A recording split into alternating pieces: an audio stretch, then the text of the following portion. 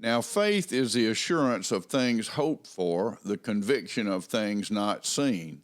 For by it the people of old received their commendation.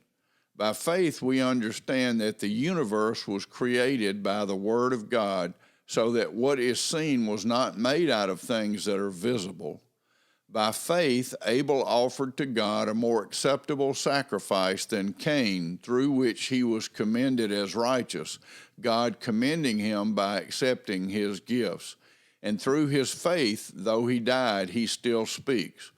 By faith, Enoch was taken up so that he should not see death, and he was not found because God had taken him. Now, before he was taken, he was commended as having pleased God. And without faith, it is impossible to please him, for whoever would draw near to God must believe that he exists and that he rewards those who seek him.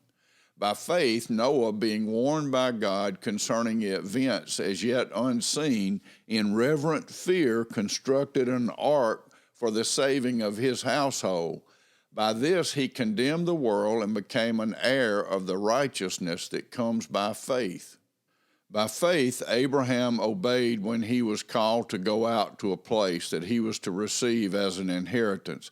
He went out, not knowing where he was going.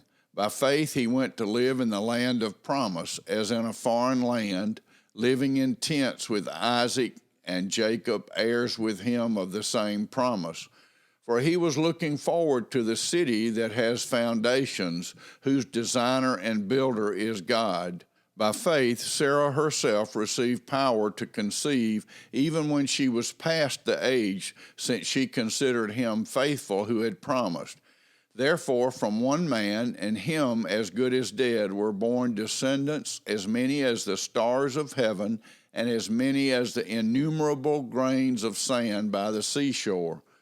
These all died in faith, not having received the things promised, but having seen them and greeted them from afar, and having acknowledged that they were strangers and exiles on the earth.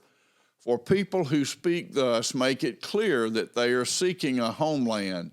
If they had been thinking of that land from which they had gone out, they would have had opportunity to return. But as it is, they desire a better country, that is, a heavenly one. Therefore, God is not ashamed to be called their God, for he has prepared for them a city.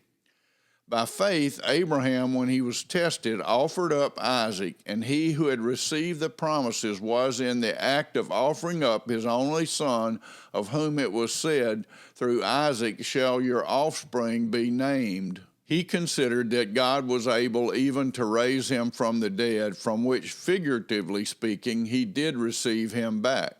By faith, Isaac invoked future blessings on Jacob and Esau. By faith, Jacob, when dying, blessed each of the sons of Joseph, bowing in worship over the head of his staff. By faith, Joseph, at the end of his life, made mention of the exodus of the Israelites and gave directions concerning his bones. By faith, Moses, when he was born, was hidden for 3 months by his parents because they saw that the child was beautiful and they were not afraid of the king's edict. By faith, Moses, when he was grown up, refused to be called the son of Pharaoh's daughter, choosing rather to be mistreated with the people of God than to enjoy the fleeting pleasures of sin. He considered the reproach of Christ greater wealth than the treasures of Egypt, for he was looking to the reward. By faith he left Egypt, not being afraid of the anger of the king, for he endured as seeing him who is invisible.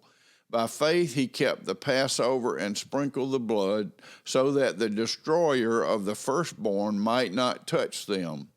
By faith the people crossed the Red Sea as on dry land, but the Egyptians, when they attempted to do the same, were drowned.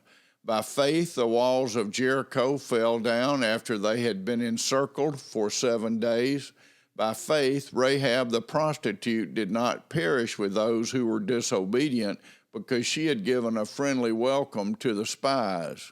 And what more shall I say? For time would fail me to tell of Gideon, Barak, Samson, Jephthah, of David and Samuel and the prophets, who through faith conquered kingdoms, enforced justice, obtained promises, stopped the mouths of lions, quenched the power of fire, escaped the edge of the sword, were made strong out of weakness, became mighty in war, put foreign armies to flight. Women received back their dead by resurrection. Some were tortured, refusing to accept release so that they might rise again to a better life. Others suffered mocking and flogging and even chains and imprisonment. They were stoned, they were sawn in two, they were killed with a sword. They went about in skins of sheep and goats, destitute, afflicted, mistreated, of whom the world was not worthy, wandering about in deserts and mountains and in dens and caves of the earth. And all these, though commended through their faith, did not receive what was promised, since God had provided something better for us, that apart from us they should not be made perfect.